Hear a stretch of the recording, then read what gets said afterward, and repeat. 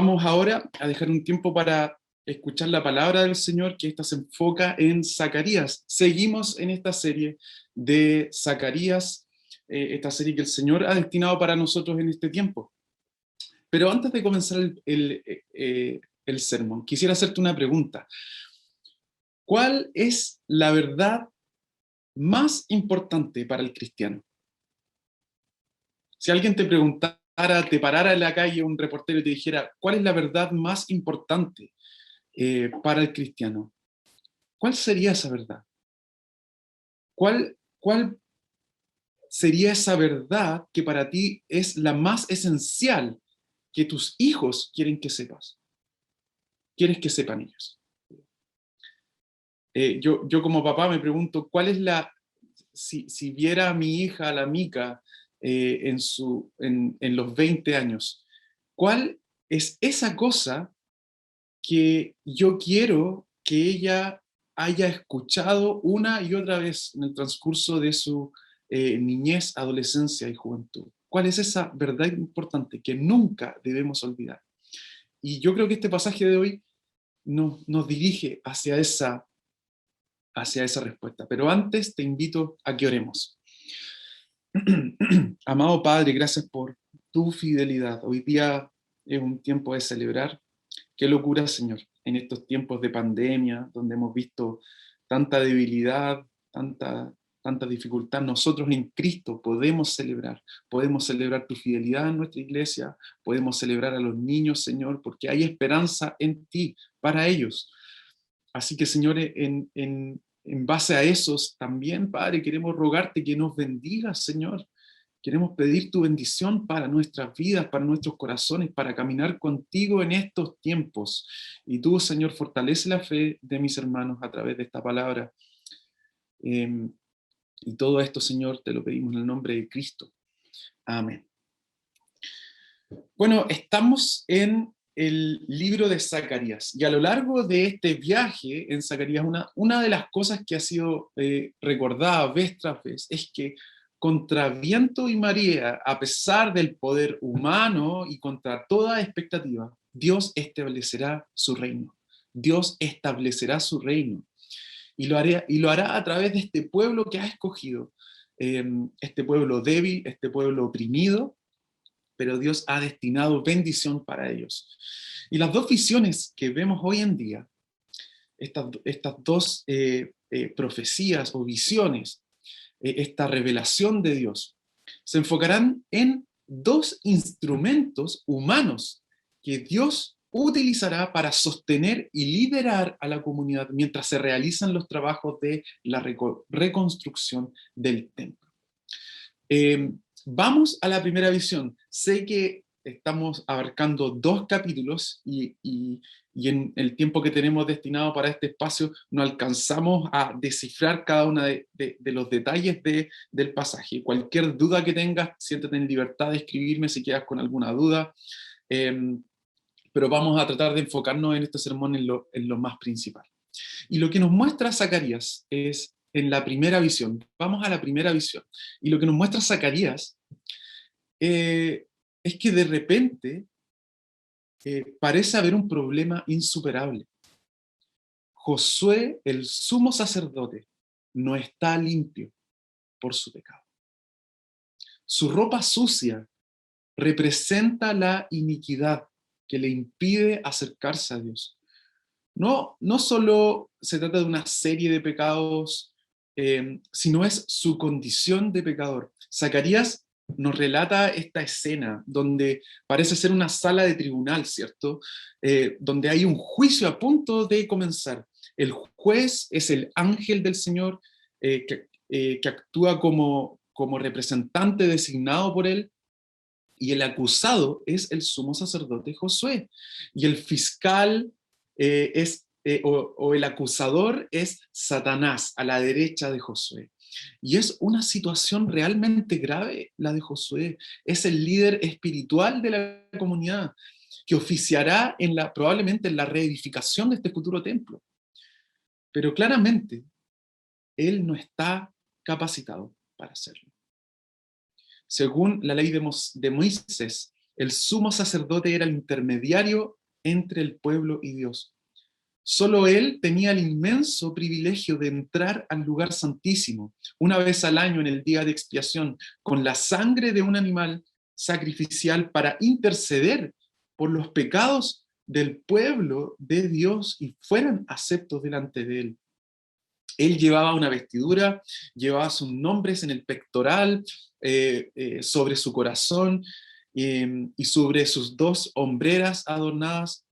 En otras palabras, el rol de Josué, el sumo sacerdote, era muy importante. La aceptabilidad del pueblo delante de Dios dependía de forma crítica del sumo sacerdote. Simbólicamente, él los conducía ante la presencia de Dios en calidad de representante y mediador. Una de las características de sus vestiduras era una lámina de oro en la parte delantera de su tiara, con la descripción, santidad al Señor, porque era la imagen del sumo sacerdote. Debía vivir un estándar de fidelidad alta, porque representaba los estándares de la palabra de Dios, debía interceder por el pueblo. Pero en el caso de Josué, sus ropas estaban sucias. No se hallaba capacitado para estar en la presencia de Dios, y mucho menos para servirle como sumo sacerdote e interceder por el pueblo. Y esto es un gran problema para Josué, pero también para la comunidad, porque Josué es representado, la comunidad es representada por Josué. Josué es su mediador, es su representante. Entonces, no hay esperanza para Josué. Cuando no hay esperanza para Josué, tampoco hay esperanza para el pueblo de Dios. Aquí hay un grave problema. ¿Cómo puede un hombre pecaminoso ser aceptado por Dios? Pero el pasaje nos dice que ocurre algo totalmente inesperado. El Señor declara que Josué es un hombre salvo. En el verso 2, en la parte final del verso 2, dice que él es un tizón rescatado del fuego y que sencillamente no va a permitir que prevalezca ningún cargo que Satanás presente contra él. El ángel del Señor responde ordenando que le retiren sus vestiduras sucias y que vuelvan a vestirlo con ropas espléndidas. El verso 4 dice eso. De modo que en segundos la investidura de Josué cambia completamente. De una vestimenta sucia pasa a tener la vestimenta que Dios había mandado en su palabra, y era una vestimenta espléndida. Y la vestimenta le permite estar de pie frente a Dios porque ella representa que Josué ha sido declarado santo y aceptado. Y Satanás es reprendido, ¿cierto? En este pasaje se nos muestra que Satanás es reprendido. ¿Por qué? Porque él rechaza y no puede aceptar que Dios haya derramado misericordia para personas que no lo merecen. Satanás no acepta la misericordia que Dios le muestra a este pueblo. Son muy buenas noticias para Josué y para el pueblo. No obstante, queda una pregunta en el aire. ¿Cómo Dios pudo declarar justo a Josué? ¿Qué clase de juez es este? ¿Cómo puede un hombre que debería ser castigado quedar absuelto de inmediato? Y esto nos lleva a preguntarnos cómo Dios hace esto. Y en los versículos más adelante, en el versículo 8, se nos da una idea de cómo Dios hará esto. En los versículos que cierran el capítulo, se nos dice que la explicación de esto se halla en que Dios hará algo en el futuro.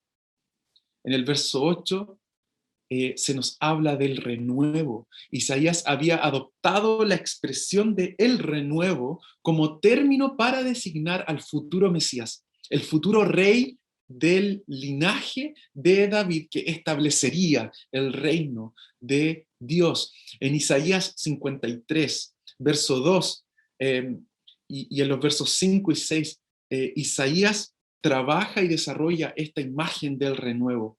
En Isaías 53 se nos habla de este hombre diciendo que creció él en su presencia como renuevo tierno, como raíz de tierra seca. No había en él belleza ni majestad alguna, su aspecto no era atractivo y nada en su presencia lo hacía deseable.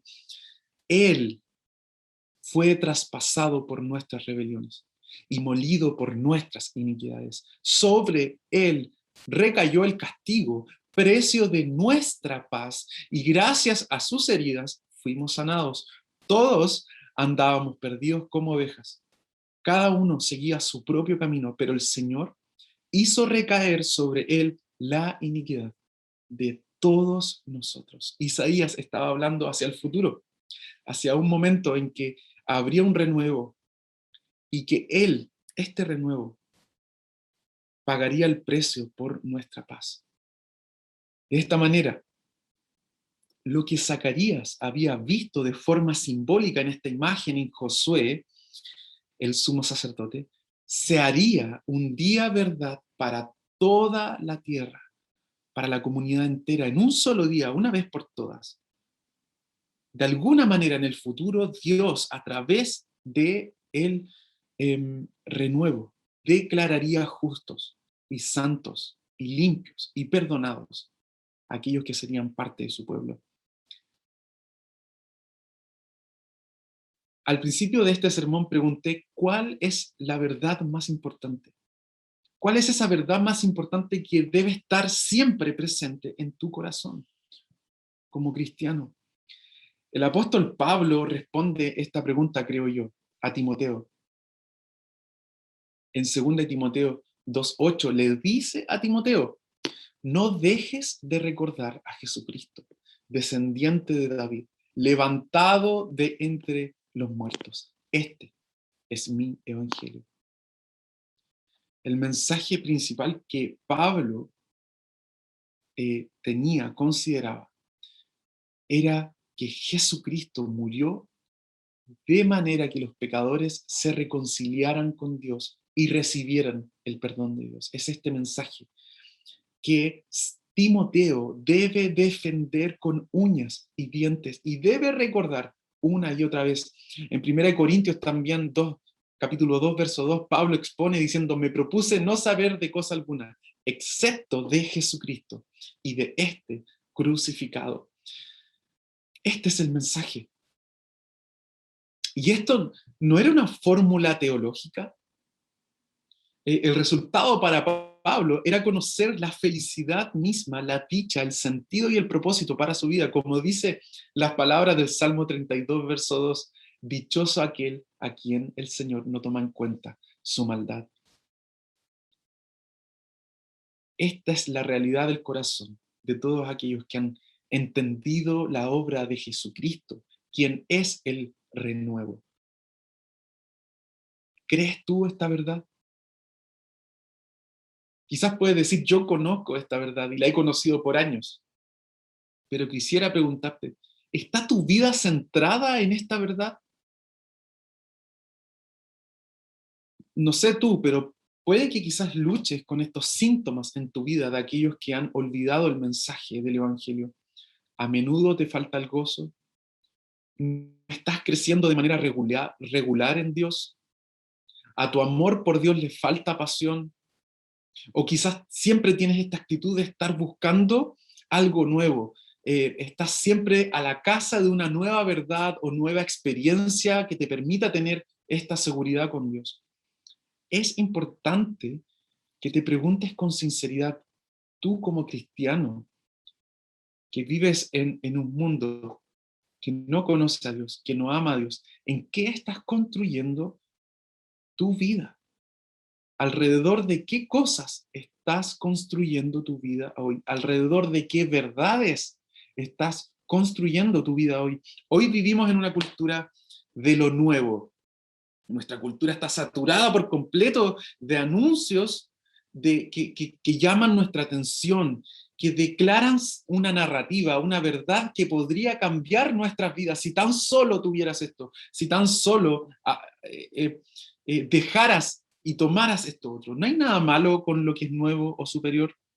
Nuestro problema, creo yo, es que llegamos a ver estos dos adjetivos como sinónimos, como si de alguna manera toda cosa nueva fuera siempre superior, o algo superior siempre debe ser nuevo. Para Pablo había un mensaje fundamental que no pasaba de moda, una verdad trascendente que definía su vida de una vez y para siempre. Y esta verdad era que Dios envió a su Hijo al mundo para vivir una vida perfecta e ir a la cruz a fin de cargar la ira de Dios por pecadores como tú y yo. Jesús, como Josué, es el perfecto mediador y sumo sacerdote, puro y sin mancha, que intercede por nosotros. Satanás ha sido derrotado y no hay nada que pueda hacer contra aquellos que han recibido la misericordia de Dios. Solo en Jesús hay esperanza. Y existen tres enemigos de este mensaje. Si tú hoy día crees que sabes este mensaje, hay tres grandes peligros que debes tener siempre presente que ocurren cuando uno olvida este mensaje. El primero de ellos es el legalismo. Sé que muchos han escuchado acerca de esto, pero debemos estar siempre conscientes de que es una tremenda tentación cuando olvidamos el mensaje de Cristo. ¿Qué significa el legalismo? Significa basar nuestra relación con Dios sobre nuestro rendimiento. El legalismo es la búsqueda para conseguir el perdón y la aceptación de Dios en base a nuestra obediencia a Él. El legalismo dice que la muerte de Jesús en la cruz es o innecesaria o insuficiente. Por eso yo debo agregar mis obras.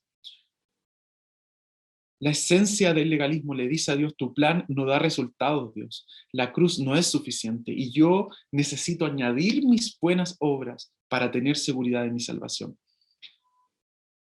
Acá es importante recordar este verso que debe estar clavado, escrito en la tabla de nuestro corazón. Romanos 3:26, donde Dios nos declara justo. Esto implica de que no hay nada que agregar a la obra de Cristo. El otro enemigo del Evangelio o de aquellos que viven esta vida crucéntrica es la condenación, lo cual significa estar más concentrado en nuestro pecado que en la gracia de Dios. Estas personas viven siempre autocondenándose por su propio pecado. Pero acá es bueno reconocer nuestra condición delante de Dios siempre, nuestra necesidad, y es bueno darle el lugar apropiado del pecado a nuestras vidas, cómo éste nos lleva a Dios, pero no podemos idolatrar nuestro pecado. Debemos siempre retornar a Cristo. Pablo escribió en 1 Timoteo, precisamente por eso fue misericordioso conmigo, dice Pablo, a fin de que en mí, el peor de los pecadores, pudiera Cristo Jesús mostrar su infinita misericordia. Esto es lo que debe estar en tu paladar, la misericordia. ¿Es el mensaje del Evangelio algo que te está llevando a la misericordia? ¿A tener esta sensación de asombro por la gracia de Dios? ¿O es algo que simplemente te lleva a condenarte? Tu pecado, hermano, no define tu identidad delante de Dios. Si hoy estás en Cristo, es la obra de Cristo, es Cristo aquello que define tu vida. Y lo último, que puede ser un enemigo, si hoy día has olvidado el mensaje del Evangelio, algunos autores le llaman el subjetivismo, lo cual significa basar nuestro concepto de Dios y de nuestra relación con Dios en nuestros sentimientos y emociones. Nosotros somos personas que vivimos de esta manera, ¿cierto? Vivimos muy a flor de piel en base a nuestros sentimientos y emociones. Pero la palabra de Dios nos llama a esta tremenda advertencia. No podemos investir nuestras emociones con la autoridad final. Ellas no definen, ni tienen la autoridad final para definir la realidad de nuestra relación con Dios. Nuestro llamado acá es a mirar la cruz y basar nuestra fe y nuestra alegría en la obra de Cristo. Espero que estos tres enemigos no sean parte de tu fe hoy y puedas decir junto a Pablo, precisamente Dios fue misericordioso conmigo, a fin de que el peor de los pecadores pudiera Cristo mostrar su infinita bondad. Esa es la verdad maravillosa que nos declara el Evangelio. Ahora la debemos recordar y todos los días de nuestras vidas. Pero sigamos adelante. La visión número 2. Ahora a Zacarías se le muestra un candelabro de oro con 7 lámparas. Se nos describe en el verso 3 que tiene un depósito en la parte superior de la cual fluye aceite para estas lámparas a través de 7 tubos que llegan hasta estas 7 lámparas. Y junto a la lámpara, a este candelabro, Zacarías ve 2 olivos, 2 árboles, 2 olivos, uno a cada lado. Y son estos olivos de los cuales se desprenden 2 ramas, de donde sale el aceite al depósito del candelabro, y es donde finalmente este candelabro logra alumbrar estas 7 lámparas. ¿Qué significa todo esto? En el verso 6 y 7, el ángel del Señor le dice a Zacarías que esta es una palabra para Zorobabel, que es el gobernador de Judá en ese tiempo. Se llama Zorobabel. ¿Y qué le dice Dios al gobernador de esa ciudad, a aquel que tiene la autoridad y está viendo el plano de cuáles son la realidad que debe vivir el pueblo, cómo se debe construir, quizás la ciudad, cómo se debe construir el templo? Zorobabel era el gobernador de esa pequeña ciudad. Y quizás, no sé si nos podemos poner en sus zapatos por un momento, viendo la realidad del pueblo, el llamado de Dios, teniendo esta sensación de inseguridad. Ellos son un puñado de retornados, viviendo en pobreza, debilidad, rodeado por enemigos. Puedes quizás ponerte los zapatos y tener quizás la sensación de, ok, vamos a modelar algún plan de resistencia, vamos a buscar la estrategia de tener armas, o preparar el pueblo para la guerra, trabajar en el muro para la defensa, pero Dios le dice en este pasaje a Zorobabel, gobernador Zorobabel, no será por la fuerza, ni por ningún poder, sino por mi espíritu. Zorobabel y toda la comunidad que dirigía deben saber y necesitaban saber, recordar que Dios sería el ayudante principal para llevar a cabo todos estos planes y todas las promesas. Era Dios mismo, a través de su espíritu, que se comprometía personalmente con este pueblo a llevar a cabo las promesas. El Espíritu Santo es el recurso, es la persona, no es simplemente un recurso como un aditivo, es una persona comprometida para realizar el trabajo del reino de Dios. Pero ¿qué significa el candelabro? Hay mucha discusión de autores acerca de esto. La conclusión es que el candelabro representa al pueblo de Dios para alumbrar con la luz de Dios. Y los 2 ungidos son los escogidos por Dios para proveer el aceite. Y ellos son estos 2 escogidos o ungidos. Ungido significa que han sido apartados por Dios para llevar a cabo una labor particular. Y ellos son Zacarías, perdón, Josué, el sumo sacerdote, y Zorobabel como gobernadores. Estas son las 2 herramientas que Dios va a usar en ese momento histórico. De ser así, esta sería una imagen de este candelabro, es una gran imagen del pueblo de Dios cumpliendo su misión, mostrando la luz de Dios, la gloria de Dios al mundo. Es el pueblo de Dios cumpliendo su misión, siendo guiados por los olivos y siendo investidos por el Espíritu Santo. El pasaje esta mañana nos muestra algo que Satanás odia, hermanos, y es que Dios le agrada derramar su misericordia sobre pecadores que se vuelven a Él. ¿Qué significa esto para nosotros? los llamados a participar en la obra del reino de Dios ahora, en primer lugar, esta es una invitación a no fingir. Ciertamente somos pecadores, impuros e incapaces de servir a Dios. En realidad, afrontar esta verdad de ser honestos delante de Dios es el primer paso hacia la purificación y la integridad. Por eso el llamado esta mañana es: ven a Cristo, tienes un intercesor, tienes un mediador, confiesa tu realidad verdadera delante de Dios y pide misericordia. Y las vestiduras de Cristo estarán sobre ti y te dará el derecho de tener la seguridad de que tienes perdón y hay perdón para ti. Ven a Cristo, ya que el único que tiene derecho a condenarnos está intercediendo por nosotros en Cristo. Pero también este pasaje nos invita a mirarnos. Hoy quizás puedes ver tu debilidad tan grande y tus recursos tan pequeños para vivir para Dios. Pero una cosa es cierta a la luz de este pasaje: nada podemos hacer sin la ayuda del Espíritu. No hay nada que podamos hacer, hermanos. Si hoy nos hemos movido 1 centímetro a la estatura de Cristo, 1 milímetro a la estatura de Cristo, ha sido solo por la misericordia y el poder de Dios a través de su Espíritu Santo en nosotros.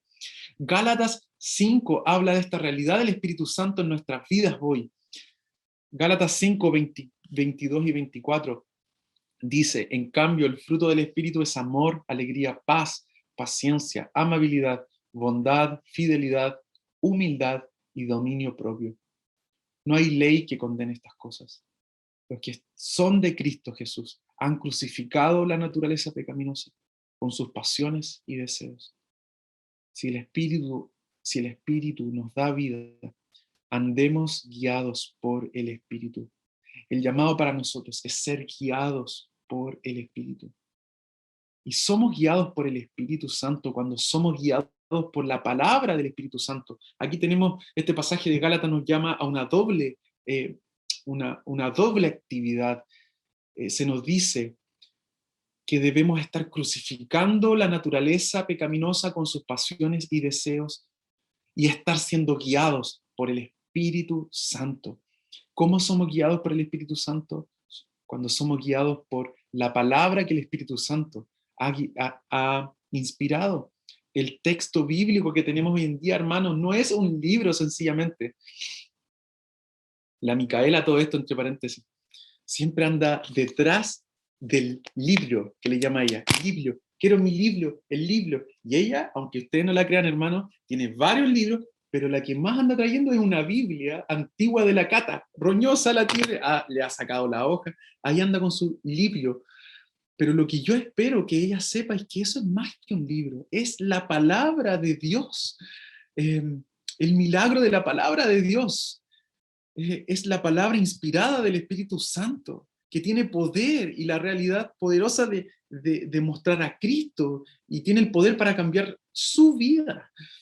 Y este es el mensaje que espero que ella conozca.